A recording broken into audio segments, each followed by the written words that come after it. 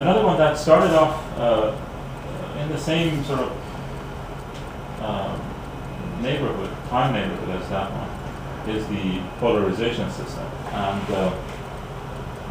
unlike the anaglyph, it's been actually a lot more successful in taking off for various reasons, which we don't want to get into right now. But essentially, what this technology takes advantage of is the following: if you take the wave definition of light, the fact that light is a form of electromagnetic energy, just like radio waves and heat and so on, that it travels in the form of waves. Then waves, because of their path of travel, they could be oriented in any which way in space. So a single source could emit basically various planes of electromagnetic energy. What you do at first is you pass this multi-directional source through a filter, a polarization filter, and you allow for certain planes to pass through. So the same information that's going everywhere and in every direction is filtered out. So let's say only the vertical planes pass through, or only the horizontal, the ones that are on the horizontal plane, pass through. And you alternate between the vertical and the horizontal every other frame. Right? What happens is that basically what that filter mechanism over here is doing. The source is a typical projector like this. You put the polarizing filter, and then you have your people, your audience, wear these glasses. I don't know if you've played around with these glasses when you go to see the movies, but if you put the lens of one against the other, the opposite eye, they completely block light. They turn black, the two of them together. But you take one and you rotate it 90 degrees over, let's say, the right lens of the other one, they do the same thing. So that indicates to you that they're only allowing a certain plane of light to pass through. They're themselves polarizing filters.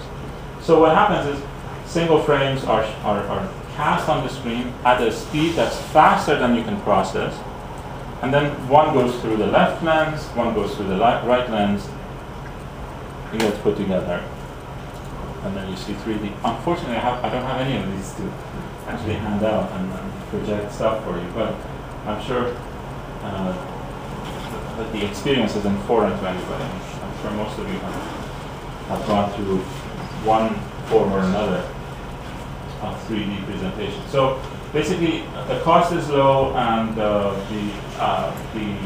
essence of it is no different from what I've told you before, and that is to provide singular, discrete inputs to each eye.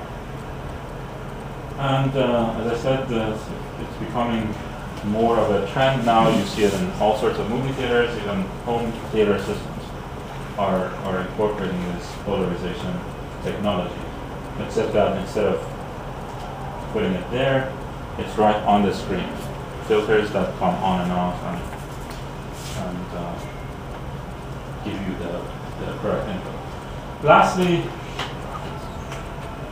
we have the sort of the high-tech version of that system. It's called the Eclipse Method. And what it is basically it requires a very sophisticated presentation apparatus, a slide projector that looks like this, but projects images much faster than this can, like at rates of 120 frames per second or 240 frames per second. Why? Because what you need to do is to alternate between what you consider the left input and the right input, both on the same screen, at a rate that's fast enough so you can't really see the alternation, and you couple that with these very expensive glasses that contain LCD screens themselves. So the LCDs turn on and off. They go clear and black, at a rate that is adjusted through a wireless mechanism with the projector. So the projector sends an image for your left eye, and the left eye lens is open so that you can see it. Then it closes or it gets dark. The right eye lens gets unblocked or clear, and at the same time the projector is sending a signal or an image for the right eye. And again, if this is done fast enough, then the two are integrated very effortlessly, just like the previous ones.